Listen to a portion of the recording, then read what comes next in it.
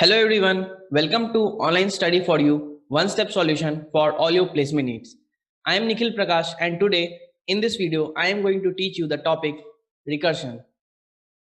So I don't know why the students feel that recursion is a very tough topic and solving the output questions for recursion are harder. So in this video I am going to show you the best trick to solve the recursion questions quickly.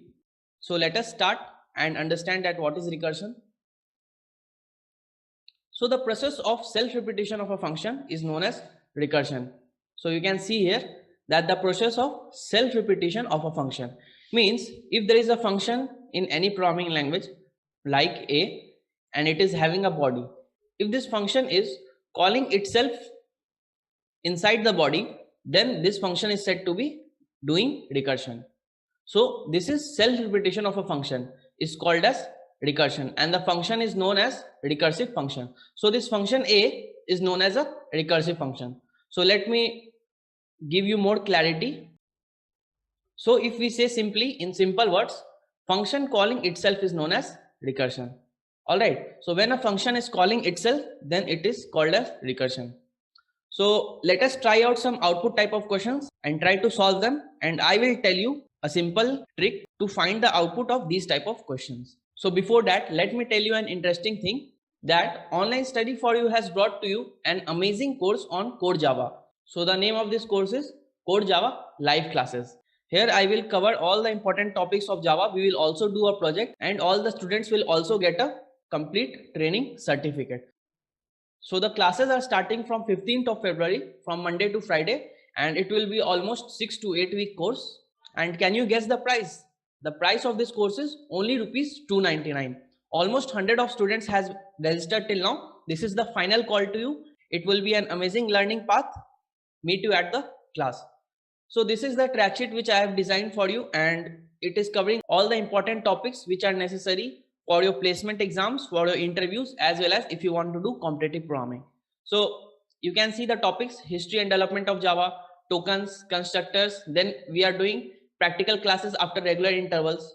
Whatever we will have studied till here, we'll do a practical coding class for that. Then pattern type of questions, predefined libraries, arrays, functions. Then again there is a practical class. Then we have constructors. Then features of OOPS in complete detail. So this is a very important topic in Java. Then threads and multi-threading, which is also a very hot topic. Exception handling. Then we are having a practical class, and lastly we are doing a minor project with the name as bank stimulation software, which will be based on the basic concept of object oriented programming. It is a very simple project. You can learn it easily and you can make your CV strong.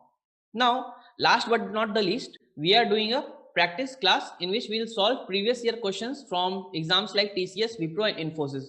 So the total number of classes will be almost 30 to 35 classes. 10 to 15 classes will only be practicals. So I will make sure that you get a strong concept of doing programming as well as solving questions. Now in this course you will get access to the recorded lectures for 3 months. You will get the specialized ready-made notes for every class. You will also get topic wise assignment and you will get a training certificate. Now let us come back to the recursion topic. So this is a simple example of recursion. You can see that it is a recursive function to find out the factorial of a number. So pause the screen and try to solve it, and after that I will help you to find the output with the simple technique. So I hope till now you have find the correct answer. So now let us start solving this. So you can see that there is a class recursion in which we are having a function with the name as rec, and we are having the main block. Can you tell that execution will start from which line? So the execution starts from the main block. But why? Can you tell why? Have you ever thought that why execution starts from the main block? Because the JVM calls the main function. So main is also a function, we know. This main block is a function in itself, and the Java virtual machine first calls the main function. That's why the execution always starts from the main block. Okay. So you can see that there is a variable f of int type. It is calling the function rec of 5. So before solving this, I want to explain you a concept of stack. I think many of you know this concept, that what is a stack. So let me give you a real life example. Everyone eats a bread. So in the morning you buy a packet of bread and it has these slices of bread like this. Okay, so consider this is a packet of bread. My drawing is not so much good. All right. So how you take out this bread from the packet? You take out from the top only. So this stacks works on first in, last out principle. So which bread has gone first? So let me number it. This one has gone first. Then this bread had gone in. Then this had gone in. Then this. Then this. So number one has gone first. But if we take out bread, which will come out first? 5 will come out first. So first in. So the bread which has gone in first will come out last. So last out. So this is the working principle of stack, and this is a real life example. Now if we consider with some data, suppose we have data like 11, 12, 13, 14. So how can we put it in the stack? So when we put something in that stack, we call it as push. And when we take out something from the stack, we call it as pop. Now if you want to put 11, so we are pushing 11 into the stack. So this is our stack. So here 11 comes. Now then we want to push 12. So 12 we will push there, then 13, then 14. Now if you want to pop, which will come out first? 14 will come out first because it is at the top. So 14 has came out. Now this stack is not having 14. Now if we do pop once again, what will happen? This 13 will come out. So this 13 is not here. Now if we do more pop, similarly this 12 will come out and 11 will come out. So hope you have understand that how stack works. And now let us come back to this code and try to solve this code. So from the main block, the execution will start, and here is a function recursion of 5. So the recursion function will be called for a is equal to 5. Now is a greater than equal to 1? Yes, 5 is greater than equal to 1. Now you can see that it is returning a value in which we are again calling the recursion function. So this function is getting called here again. So now initially this function execution hasn't ended, it has a remaining part. So since the function part is still remaining, it will get stored in a or pushed in a stack. So this recursion of 5 has been pushed here, or you can say rec of 5 has been pushed here. Now you can see for a minus 1 we are again calling. So we are calling a into recursion of a minus 1, which is nothing but 5 into recursion of 4. So let us call this. So let us also push this in the stack. So 5 into recursion of 4. Now this rec function is called for the value of a is equal to 4. Now is a greater than equal to 1? Yes, a is greater than equal to 1. Then what will be called? A into recursion of a minus 1. That is nothing but 4 into recursion of 3. So let us push this into the stack. So 4 into recursion of 3. So you can see that the function calls which are not completed are getting pushed. So what is the order of completion? When this function call will get resolved, then the control will go back to this function call. So 4 into recursion of 3 is the value for recursion of 4, and 5 into recursion of 4 is the value for recursion of 5. So this is how when the last call will get resolved, then the control will roll back. So we will see that soon. Function will call for recursion of 3. So this value is now 3. This recursion will be called for the value of 3. So what is recursion of 3? So recursion of 3, you know 3 is greater than 1. So it will return 3 into recursion of 2. So let us push it here. 3 into recursion of 2. Now what is recursion of 2? It will be 2 into recursion of 1. Now let us see what will be the value for recursion of 1. This condition is true or false? This is true because a is equal to 1. So it will return 1 into recursion of 0. So 1 into recursion of 0. Now let us see what will happen for recursion of 0. Now this value of a is 0. So will this condition will work? No, this condition becomes false. So control will go to the else part. So it will return 1. So 1 is the value for what? 1 is the value for recursion of 0. So this recursion of 0 value is 1. So this thing will get popped out because 1 into 1 is nothing but 1. So this is the value for what? This is the value for recursion of 1. So let us pop the function first. So this thing will be removed from here and the value of 1 will come at this position. So this is now 1. Now 2 into 1 is what? 2 into 1 is nothing but 2. So this 2 will get popped from here and it will be returned here. So this 2 is the value for recursion of 2. Now, so recursion of 2 will be replaced with 2. So here comes 2. Now this is equal to 6. So this will get removed from here and this 6 is the value for what? This 6 is the value for recursion of 3. So let us replace recursion of 3 with 6 and pop the function, and this will be replaced with 6. This is 24. This is the value for recursion of 4. Let us replace recursion of 4 with 24. Lastly, what is the value for 24 into 5? It is nothing but 120 and it is the value for recursion of 5. So this thing will get popped out and at the place of recursion of 5 it is the returning of value as here as 120. Now if you are printing factorial plus f, so this plus is used to concatenate. So what will be the output? The output will be factorial is equal to 120. So let us see if it is the correct answer or not. So you can see here that correct answer is 120. So this is the correct answer. So what this code is doing, you can see, so when we were calling recursion of 5, this code was calculating 5 into 4 into 3 into 2 into 1. So this is giving us the factorial of any number. If we pass recursion of 10, then it will calculate 10 into up to 2 into 1. So this is what? This is 10 factorial. Hope you have understood that how this recursion is working and how it is finding the factorial of a number. So let us try a different question.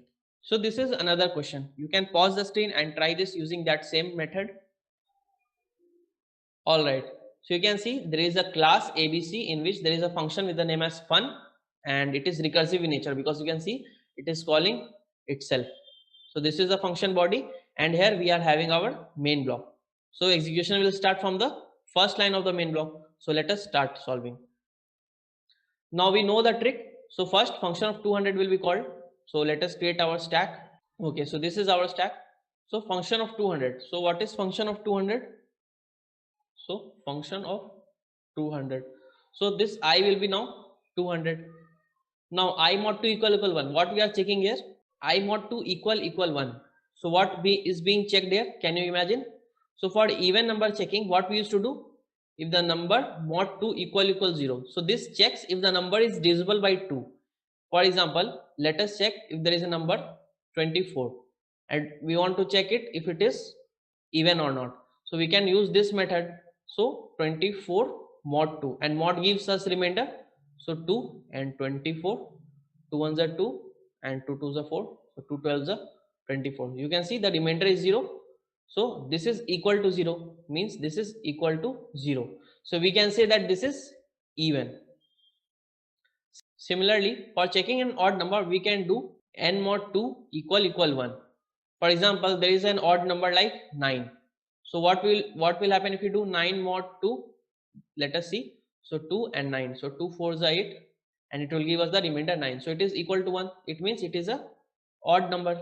So let us come back to the question. So is 200 an odd number? No. So this condition is false. Okay. So this condition is false. So control will go to the else part. So what it will return? It will return function of I minus 1. Now you can see that there is one more function inside that function call. So there are nested function calls. So this function where I is 200 now, it cannot return a value unless this is being calculated. So until this is being calculated, this function of 200 cannot be resolved. So that's why it has been pushed into the stack. Now what is our new call which will work? So this will work. So function of I minus 1, that is 199. Now the value of I is 199. So is I mod 2 equal 1? So it is true. Why? Because 199 is an odd number. So it will return I plus plus. So what is the use of I plus plus? It is a postfix expression. So in the course I have taught you this expression and we have also solved 10 to 20 questions on this. So this is I plus plus. So what it will do? It is a postfix in nature. It is postfix, or we can say post increment in nature. So what it will do, it will first use the old value. Okay, it will first use the old value and then it will increase. So what is the old value? The old value of I is 199. So it will return 199 and later it will increase the value. After returning, there is no point of increasing the value. So it is returning 199. So you can see that this part, this internal part is returning 199. So let us replace it by 199. So here comes 199. Now again we are doing the same thing. Previously we have done this thing, function of 199. We know that it will return 199. So this was getting executed. So let us write it here, function of 199. So the value of this has been came as 199. So now this will get popped out, and this 199 is what? This 199 is the value for function of 200. So this function of 200 will print as 199. So you can see here that the correct answer is 199. So let us check out the another question. So this is a bit trickier question. Pause the screen and try this out. I have taken it from some placement exam paper. All right, so we have created our stack. Let us read the question. So the question is, what will be printed as the result if the call is string maker of comp C? It is computer science, so in short it has been written as comp C. And here is the function body. This function is accepting a string parameter and it is of non-return type. It will not return anything. So let us enter our first function initially. So I am calling it as SM. Okay, string maker is a long word. I am calling it as SM for first. The function name is COMPSI. Now the value of S is COMPSI. Now what is the length? So this X is storing the length of this variable S. So this its length is 1 2 3 4 5 6. So there are 6 letters, so length is 6. Now is X greater than 0? So this condition is true. Yes, 6 is greater than 0. So there is a string type of variable temp which is storing s dot substring. So let me explain you a bit about substring. So if there is a string a b c and if we do substring of this string, for example it is stored in s, and we do s dot substring 0 to 1, so what will happen? So this 0 1 are what? These are index of the string. So this index of the string are 0 1 2. So index always starts from 0. You can see here for comp also index is 0 1 2 3 4 and 5. So substring starts extracting letter from index 0, so that is capital A, to this index minus 1. So what is 1 minus 1? That is 0. So it will only extract A here. So suppose there is another string hello. Let us make the index 1 2 3 4. Now if you want to extract string from 0 to index 3, what will be the output? So I have told you it start extracting letters from index 0 till this index minus 1. So from 0 it will extract H, then E, then it will go to 3 minus 1, that is 2, then HEL. So 0 1 2. So this will be the output for this substring. So this is the starting index, this is the ending index, and it starts extracting from starting index to ending index minus 1. So let us solve out this question first. Okay, so what this substring will extract, you can see from index 0 means from C it is going to X minus 1. So what is X? X is 6. So 6 minus 1 is 5. So it is going from 0 to 5, and we know it extracts to ending index minus 1. So it will go to 4. So COMPS.